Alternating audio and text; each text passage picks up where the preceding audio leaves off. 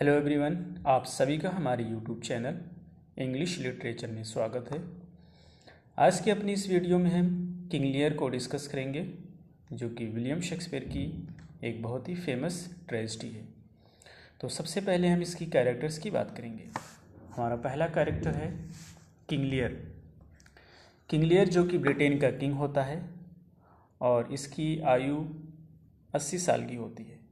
हमारा second character है Cordelia, एक किंग लियर की सबसे छोटी बेटी होती है।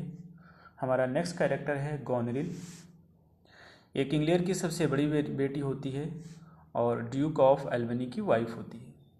हमारा नेक्स्ट कैरेक्टर है रीगन। रीगन किंग लियर की सेकंड डॉटर होती है और ये ड्यूक ऑफ कॉर्नवेल की वाइफ होती है। हमारा नेक्स्ट कैरेक्टर है ग्लाउसेस्टर। ये किंग लियर के लिए बहुत ही लॉयल होता है और ये बहुत ही नोबल मैन होता है। हमारा नेक्स्ट कैरेक्टर है एडगर। एडगर जो होता है ग्लाउसेस्टर का बड़ा बेटा होता है और ये लेजिटिमेट चाइल्ड यानी कि वैध बेटा होता है। हमारा नेक्स्ट कैरेक्टर है एडमंड। ये ग्लाउसेस्टर का छोटा बेटा होता है जो कि इलिजिटिमेट सन यानी कि बास्टर्ड या नाजायज़ बच्चा होता है। नेक्स्ट कैरेक्टर है हमारा केंट। केंट जो है ये भी एक नोबल व्यक्ति होता है जो कि ग्लाउसेस्टर के रैंक का होता है और ये भी किंग के लिए बहुत ही लॉयल होता है, यानी वफादार होता है। हमारा नेक्स्ट कैरेक्टर है एल्बनी। एल्बनी जो होता है ये गोनरिल का हस्बैंड होता है। और हमारा नेक्स्ट कैरेक्टर है कार्नवॉल, ये रीगन का हस्बैंड होता है। और हमारा लास्ट कैरेक्टर है फूल। फूल एक जेस्टर का काम करता है, यानी कि एक राजा के साथ होता है और राजा को हंसाने का काम करता है। तो ये रहे हमारे कैरेक्टर्स। ये स्टोरी बेसिकली बेस्ड है फिलियल इनग्रेटिट्यूड। फिलियल इनग्रेटिट्यूड इसकी थीम है, यानी कि अपने ही सगे बच्चों का अकृतज्ञ हो जाना।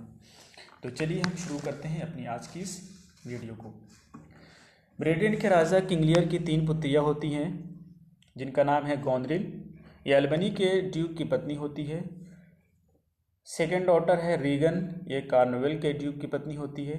और थर्ड डॉटर है कॉर्डेलिया, ये सबसे छोटी होती है। कहानी राजा के दरबार से शुरू होती है। फ्रांस का राजा और बरगंडी का ड्यूक कॉर्डेलिया से शादी करना चाहते हैं। राजा 80 साल से अधिक का हो गया होता है और अब वह आराम करना चाहता है, इसलिए वह अपनी पुत्रियों को बुलाता है और पूछता है कि वे उससे कितना प्यार करती हैं, ताकि उनके प्रेम के अनुसार वह अपनी राज्य का बंटवारा अपनी पुत्रियों में कर सके। उसकी सबसे बड़ी बेटी यानी कि गोनरिल आती है और कहती है कि वह अपने पिता को इतना प्यार करती है कि इसको शब्दों में बयां नहीं किया जा सकता। वह अपनी आँखों की रोशनी से भी अधिक अपने पिता से प्यार करती है। राजा खुश हो जाता है और अपनी जायदाद का 1/3 हिस्सा अपनी बेटी को दे देता है। फिर उसकी दूसरी बेटी जिसका नाम रीगन है आती है।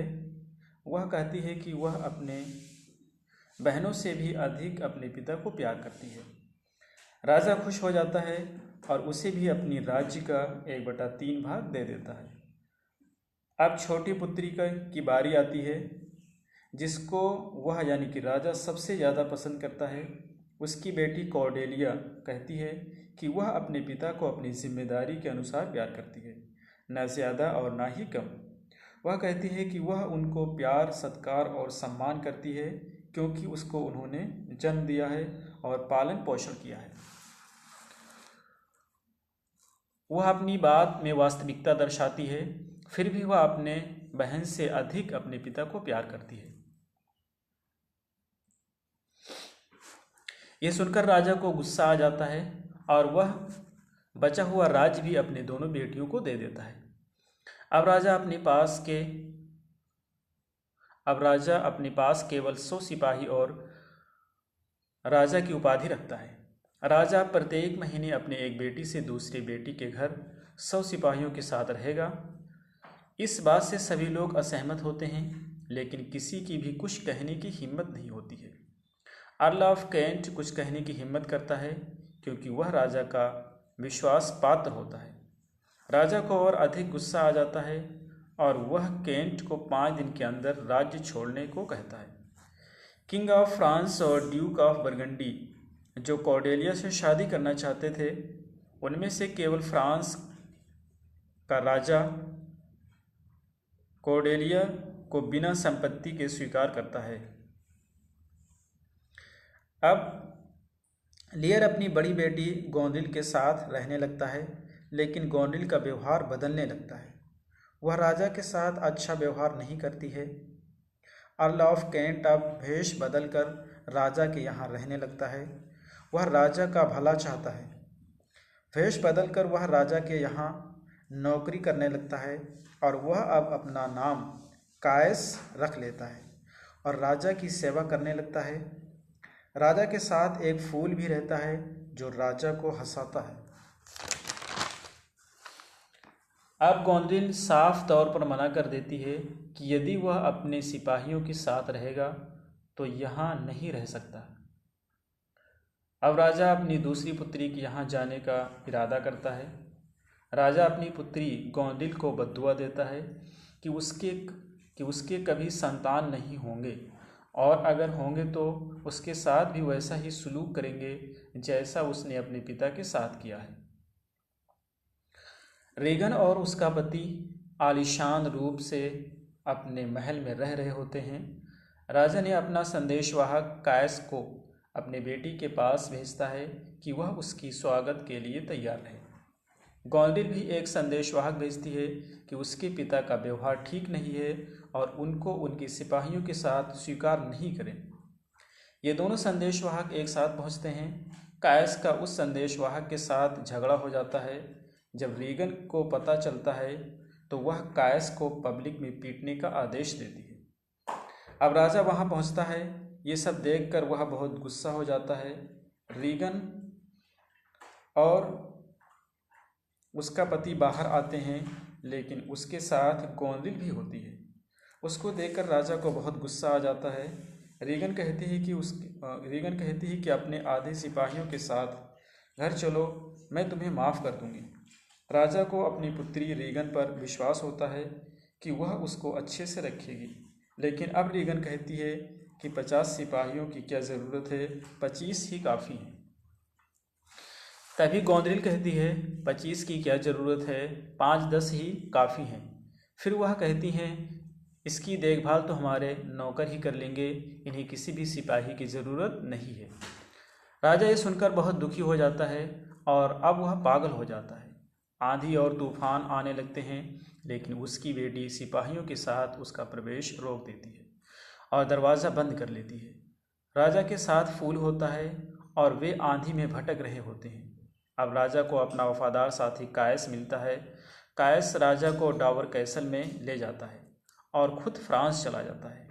वह सारी बात कॉर्डेलिया से बताता है कि किस प्रकार उसकी बहनों ने राजा को परेशान किया है। कॉर्डेलिया अपने पति से एक सेना के साथ जाने की इजाज़त मांगती है और वे डोवर आते हैं। कायस ने लियर को जहाँ रखा था वहाँ से भाग जाता है। कॉर्डेलिया के सिपाही उसे ढूंढते हैं। वह पागल हो गया होता है और गाना गा रहा होता है। कॉर्डेलिया अपने पिता को डॉक्टर्स के देखभाल में रख देती है। कुछ दिनों में उसकी हालत में सुधार हो जाता है और वह अपनी बेटी कॉर्डेलिया को पहचान जाता है। उधर गोंदरिल और रीगन एक व्यक्ति से प्रेम करती हैं जिसका नाम एडमंड है। एडमंड अर्ल ऑफ ग्लौसेस्टर का पुत्र होता है।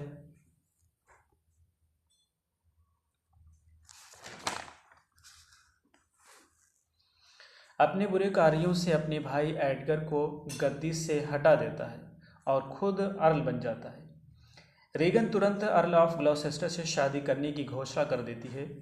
इस कारण से उसकी बहन गोंदिल उससे नफरत करने लगती है। किससे? रीगन से। गोंदिल रीगन को जहर देकर मार डालती है।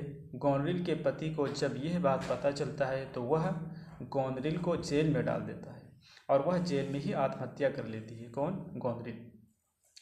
एडमंड की सेना कॉर्डेलिया को गिरफ्तार कर लेती है और उसको जेल में डालकर मार डालती है। राजा की भी मृत्यु हो जाती है। ग्लौसेस्टर की मौत उसके भाई यानी एडमंड का भाई के साथ लड़ाई में हो जाती है। गोंदरिल का पति अल्बनी इंग्लैंड का राजा बन जाता है। और यहीं पर ये कहानी समाप्त होती है। तो ये रही हमारी आज की वीडियो। फिर मिलते हैं अगली वीडियो में। Till then take care, have a good time.